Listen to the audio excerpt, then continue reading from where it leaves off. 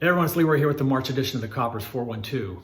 4 things I'd like you to know, 1 thing to think about, and 2 things to look forward to.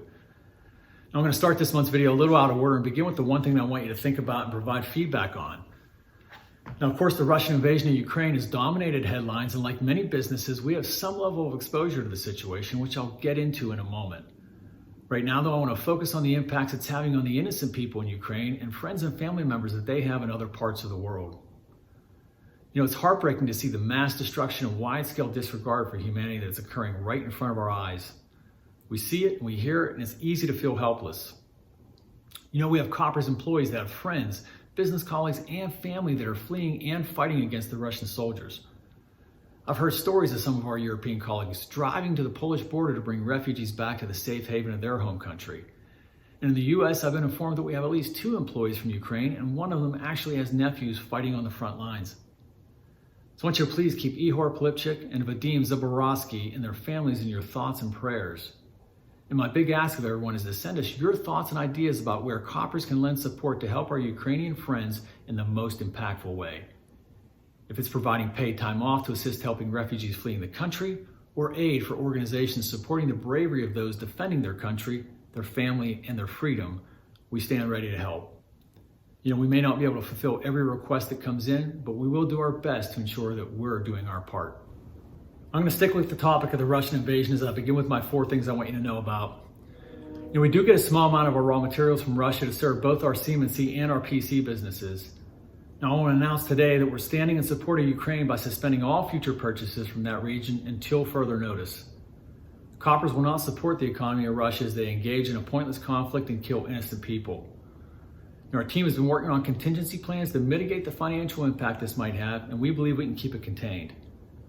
We're also sorting out the indirect issues resulting from the conflict that are further stressing supply chains that need to be rerouted, and also figuring out the downstream impacts that might arise as other multinational companies sever their ties with Russia. Like dealing with the pandemic and its after effects, this issue is complex, but I'm confident in the strength of our diversification and our team members to carry us forward as they have in the past.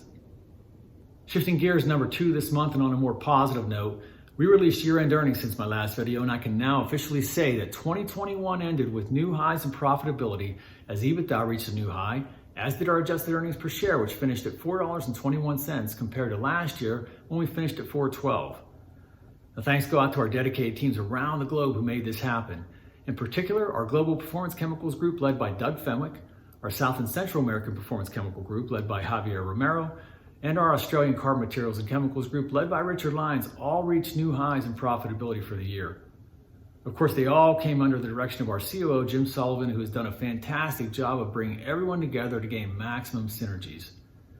And finally, to our valued customers and suppliers, we know that none of this is possible without you, so please know that we're proud to partner with the best in the industry and look forward to continuing those relationships well into the future by continuing to earn your trust every day. The third thing I want you to know is within the past few weeks, we came to agreement on a new 5-year labor contract with our employees at our Somerville, Texas treating plant.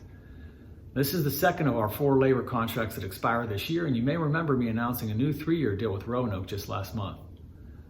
You know, Somerville has become a plant that now does cross ties, utility poles, and cross tie recovery, and is our 2nd largest treating plant by employee count.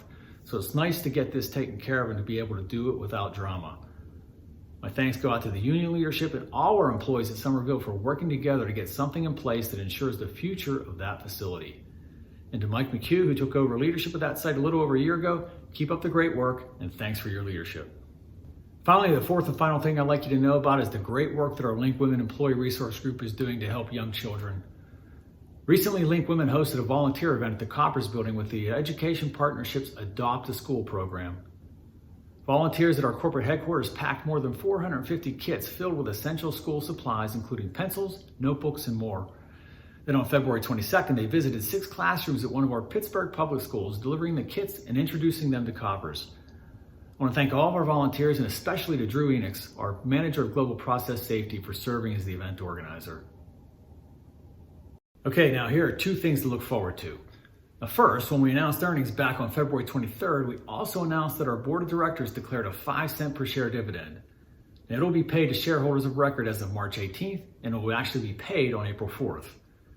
Now, this is the first dividend that Koppers has declared since November of 2014, which is a big deal as it represents the board's confidence that we've made it through the dark days of the reorganization of our business and the pandemic, and the future looks bright for Koppers.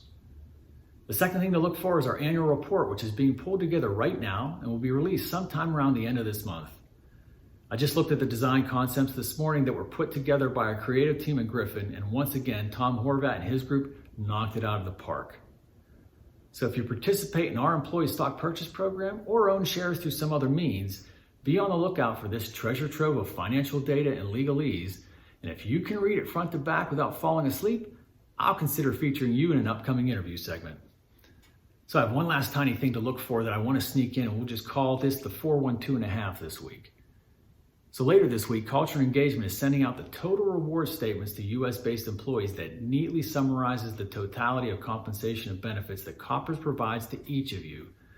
And one of my takeaways is to see whether we can replicate something similar for our international colleagues, as it serves as a nice reminder of the many benefits of working for Koppers. So that's all I have for this month's 412.5.